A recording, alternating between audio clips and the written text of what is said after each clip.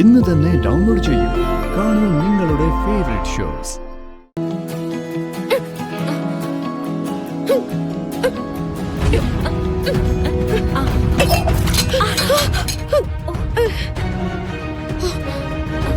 എന്താ? അയ്യോ, സിതാര മേഡം.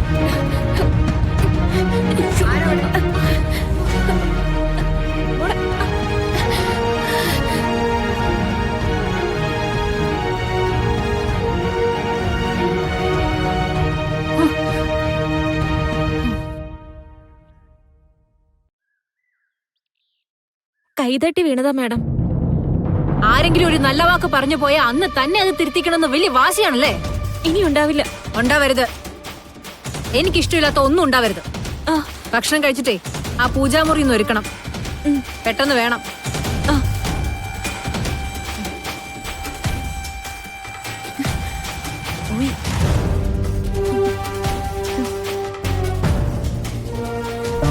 എല്ലാം കഴിഞ്ഞു എന്നാ ഞാൻ കരുതിയത്.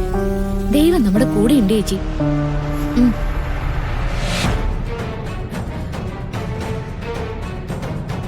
എന്തോ ഒരു പൊരുത്തക്കേട് മനസ്സിലങ്ങ് കയറി കൂടിയിരിക്കുക സുമിത്രേ. ഒരു ചേർച്ചയില്ലായ്മ പോലെ.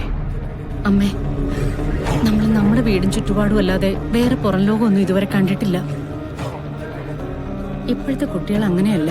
അവർക്കെല്ലാം അറിയാം. അവർ കുഞ്ഞുനാളിന് മുതൽ കഴിച്ച് ശീലിച്ചതല്ലേ അവരാഗ്രഹിക്കൂ. ഇതിലിപ്പോ എന്താ ഇത്ര പ്രത്യേകത?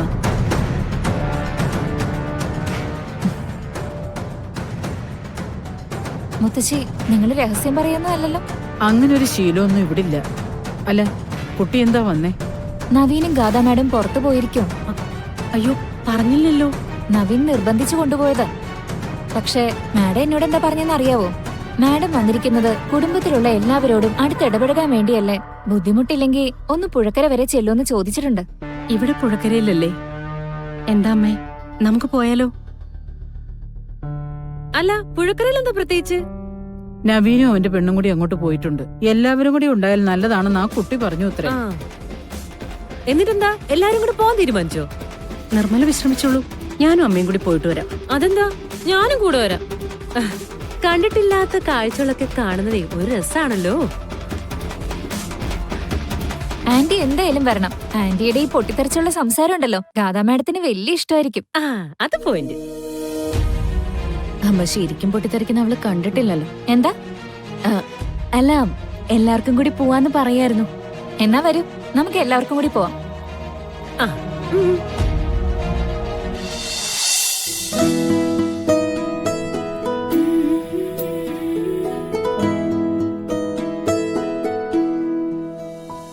മാഡത്തിന് ഒരു ഉച്ചയുറക്കമുണ്ട്.